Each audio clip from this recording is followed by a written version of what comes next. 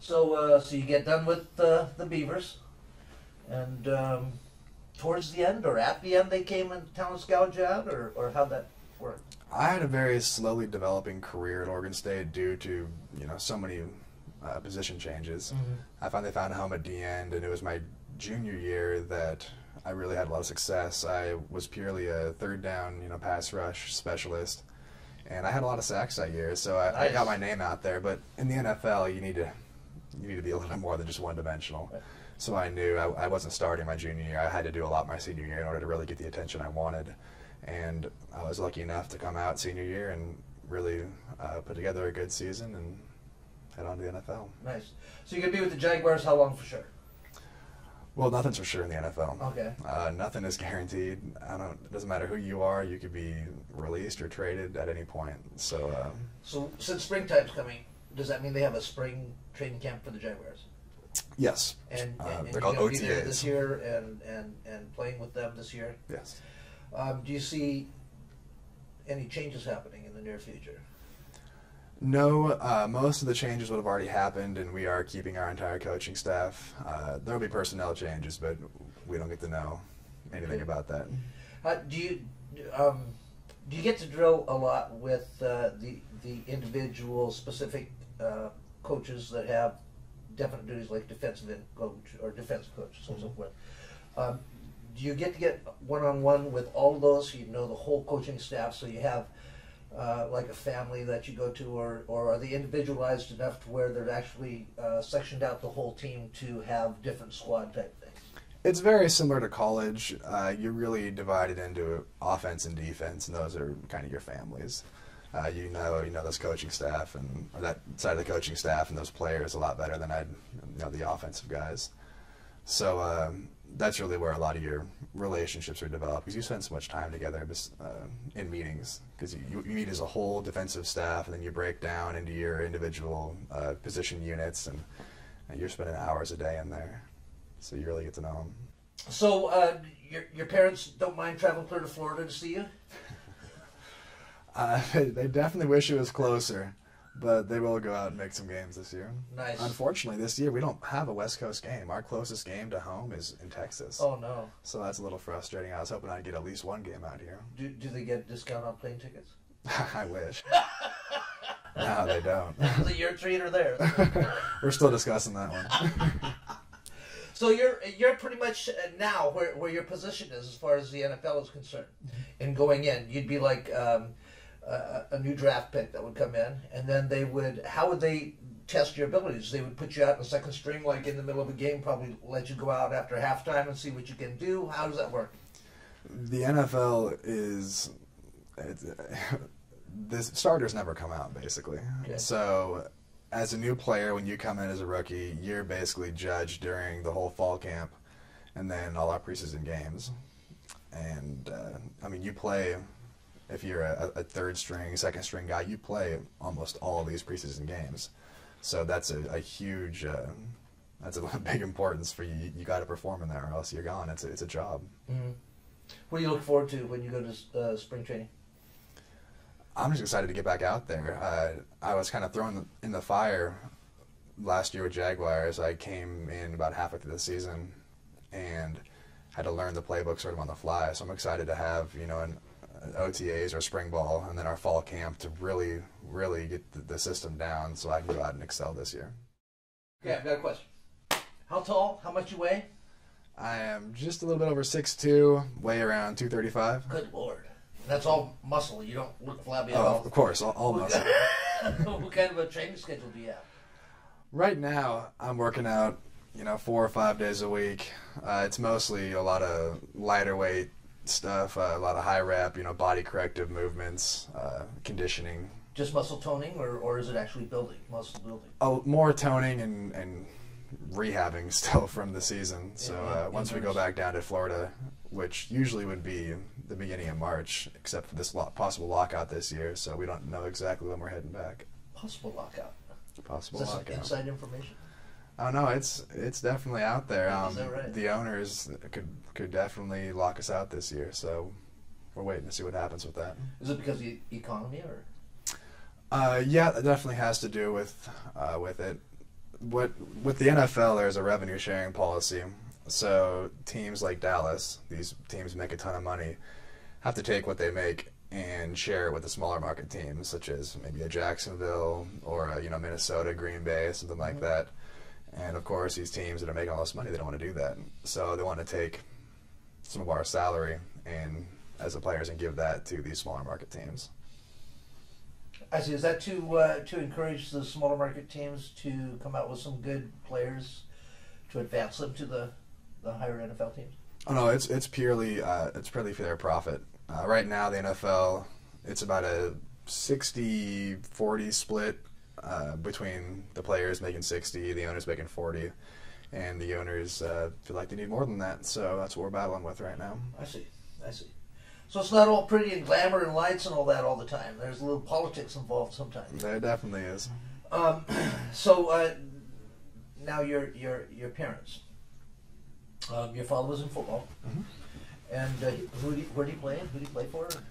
He played for Hudson Bay High School. Okay. Out here in Vancouver. That's where he grew up. He was a middle linebacker there. Nice. And big boy. He was kind of a small guy back then. Is that right? He grew late, so he was always more the fighter, the smaller dog in the Scrappy. fight, Yeah. But he did real well there. He wanted to go up to some of the Washington schools, but they said he was too small, so he went out to Yakima Community College and played ball out there for a while. Nice. And got some of your talent and gifts from him, I assume. Yeah, definitely got the love of the game from him for and sure. your brother plays. He did. Or played. Or did. I should say until played. this last season. Yeah. Nice. So what's in the future for Slade Norris? The future. I mean, you're obviously graduated. Did you get a major in something? Majored in communication and then business. Okay. With hopes that if things didn't work out in football, you could be able to fall back on that. Yeah. What would you have been interested in? See, that's a tough question. I really don't know what exactly my path would take. I know coming out of Oregon State, I did want to go into a job possibly with Nike. Nice. I've used their products, all the way growing up. I have a contract with them right now. Nice. And so I think doing something in there, selling products, getting feedback on products with the college teams, the pro teams, something along those lines is probably what I would have done, but I really don't know now what I'd be going into. Football's been very, very good to you. It has, Yeah. and I'm going to stay in it as long as I can. So you have to do some things to prevent too many injuries from happening and keep yourself in good condition, and so that you're when you're the new kid on the block, you're in good shape and good form and what have you. That must be a lot of pressure. It is. Most of our workouts, a lot of it, especially right now, is all making sure our body's, working from the core out. A strong core is going to prevent a lot of injuries, so we really focus on that. You guys do stuff like I've heard that some football teams do like ballet and other things for not whole teams, but individual athletes. And you like to laugh about it. I don't do it personally, but it does do a lot of good. Is that right? I actually do yoga. Is that right? I'll go in. I can't do it by myself because I'm too embarrassed, so I'll make my mom go in with me. Nice. And it's a good little workout, and for what I'm trying to achieve right now, it's perfect. Flexibility is a huge issue, and so better in that is definitely. So is your food routine like? Do you eat a lot of proteins and what have you? Yeah, a high protein diet, protein and vegetables. What I've been trying to do. If you were to speak to some kids in high school, I don't know if you have or not, but and try to encourage them about their academics in relationship to football, what would you tell them? It all starts with academics. Right now, with football, I could be hurt at any point. My career could be over. I was fortunate enough to go to a great institution at Oregon State and get my degree, so now I'll always have that to fall back on, and I'll be okay. I can go on, and I can have a career and something else and be successful. So it all starts with education, and especially if you're striving to be a great athlete, you have to have the grades to get into these colleges now. It's getting to be so competitive. There's so many people attending college nowadays. You have to have decent grades in order to get in. So school should definitely be the first focus besides football. That's always how it was growing up. I went to Jesuit high school, which is very good academically, And my parents always told me, if you don't get the grades, you're not going to play. So I always had to perform first in class and then out in the field. Tell me a little bit about the Jaguars. We got a good squad. We were basically one game away from the playoffs this year, which was heartbreaking because, we worked so hard to achieve that goal. But we got a great nucleus, and if we can stay healthy next year and add a few key components in this draft and maybe some off-season acquisitions, we'll definitely be a playoff contending team for sure. Nice. And whereabouts in Jacksonville do you guys play? Where do you practice at? Our practice facilities are all right in the stadium. So our practice field is right outside next to the parking lot. So the name of the stadium is? Everbank Stadium. Everbank? Yes. Interesting. How big is it? How many? It is, God, I should know that. I think it's right around 66,000, but don't quote me on that. When you guys home game it, how much does it fill? We've sold out every game this year. Is that right? Nice. Yeah. So that was huge for us because Jacksonville previously had a problem with doing that. So this year we were very proud to get our fans showed a lot of support this year. It was great. Does that make a difference in the way you guys play? Oh, for sure. I mean, if you have a rowdy fan section, it just, it pumps you up and it kind of fuels your energy out there.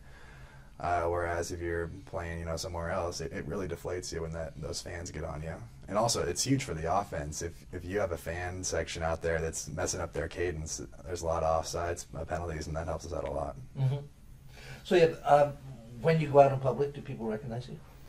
Occasionally. I'm more over here in the Northwest because I had a lot of success at Oregon State, but I'm working on getting the name out there. I'd like to bring in somebody who's been a great help with the Metro Talent Show.